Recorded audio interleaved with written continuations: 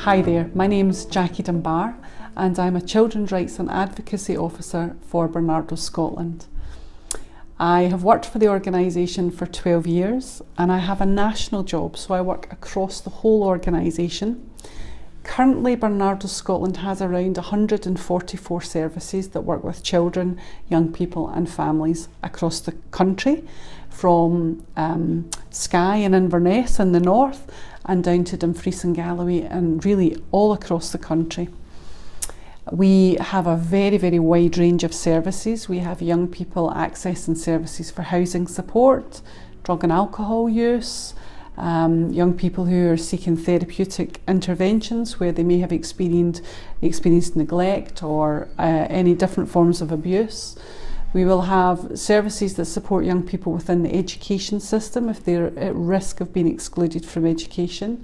And we also have a number of services who work with children and young people who have both experienced child sexual exploitation and sexual abuse. So my role has two distinct parts.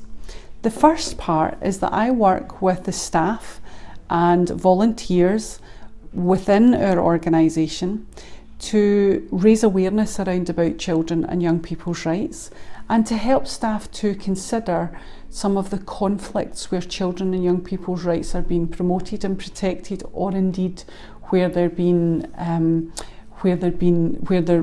rights are not being protected. So my role is very much around about developing training and awareness raising programmes around about children's rights. That's one element of what we do. And another element of what we do is we do direct work with children and young people. We do direct work with young people to help them understand what their rights are, to explore what their rights are, to understand what their rights are, and to help them to develop confidence and skills and experience to become more aware of their rights, to be able to stand for themselves and begin to protect their own rights as well, with the support of staff. When we think about children and young people's rights within Scotland and within the work that I do, we refer to the United Nations Convention on the Rights of the Child. The United Kingdom ratified the United Nations Convention in 1991, so 2 years after it came into being, the UK ratified the United Nations Convention. And we also have human rights. We also have the Declaration of Human Rights within Scotland that is part of the UK. But one of the things in Scotland that we have not quite fully achieved yet is we haven't achieved the implementation of the United Nations Convention of the Rights in all of our Scottish legislation. It hasn't been fully encompassed in Scottish legislation. There are certain elements of it that are intrinsic to some of our policies. So, for example, the Children's Scotland Act 1995 will talk about a child's right to participation, a child's right to their voice being heard within decision-making structures, and it will also talk about decisions that are made have to be made in the best interest of the child. So some of the key elements of the convention are indeed implemented within Scots law, but not in its entirety. There are many campaigners within the rights world within Scotland who continue to campaign for the full integration of the United Nations Convention within Scots law. But at this point in time, it's not there. And I think that's an important element for us to keep a hold of within Scotland, is that when we are looking at rights, it's not fully implemented within Scots law, and that can definitely create issues for us when we're looking at the complexities of children and young people's rights, particularly where in quite a paternalistic society we may have the challenges around about parents and adults considering their rights potentially being more important than children and young people's rights, and some of the conflict that that can create, both at a government level and also very much at a practice level for children and young people. These are some of the real issues that we explore with our staff teams, because the reality is many of us who are working with children and families are not just working with the child in isolation. We're working with the broader we're working with the broader elements of the child's family, or the network of people who are caring for the child or the young person that we're working with. So much of our work is around about the basics of raising awareness, around about the United Nations Convention and some of the Scottish legislation.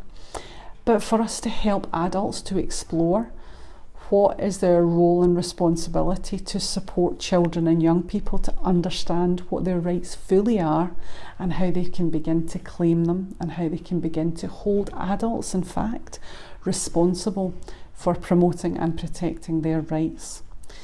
The reality is, for much of the work that we do, children and young people's rights have very much been they have been taken away from them. They have not been enabled in any way to have their rights promoted and protected. So it is crucial for us to do that work around about raising awareness.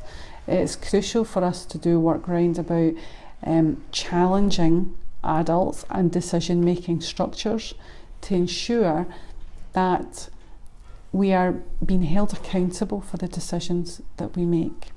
So as I say, that's a big part of what we do, is to work with staff around the organisation, but we also work external to the organisation too. We work with different organisations, different public bodies. We work with maybe the police. We work within the children's hearing system with our advocates and our advocacy services.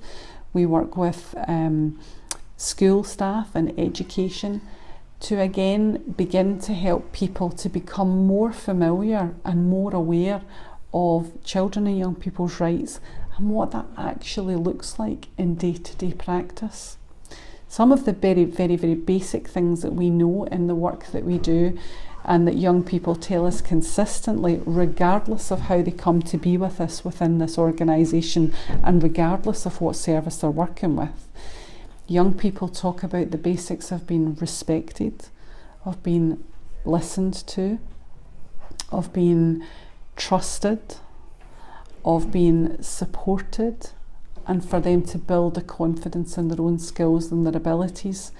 We hear that consistently in all of the work that we do, and it's one of the absolute fundamentals in terms of the way that we would work with children and young people, and that we would be encouraging and indeed sometimes challenging adults to consider the ways in which they create space for children and young people to be listened to have their voice heard, to become an equal round about the table, to explore what is my right, what is your right, how do I claim my right, and how do I respect your right as a human being. And that's ultimately what our work is about. As part of the action research that the young people carried out, we recognised that a number of young people didn't actually want to be featured in any film. When we decided we'd do a film, a number of young people did not want to have their faces filmed. And so that led to young people deciding that they would look to create a range of avatars that could actually represent the wide body of young people that we spoke to across Scotland, and also for those young people that didn't want to have their faces seen on camera, they could still have their voice heard and have it heard through the avatar. So you can see here, these are a range of the avatars that young people created, and they feature in the film, and we'll hopefully share the link for that film with you at some point. But all of these avatars were created by the action researchers themselves, and the film has both live visual of young people, but also it's interspersed with a variety of different avatars to, as I say, represent the young people that didn't want to be on film, and also capture capture the audience's attention, that in fact there are many ways for a child or a young person to have their voice heard that doesn't need to be about them being in the room in front of a camera.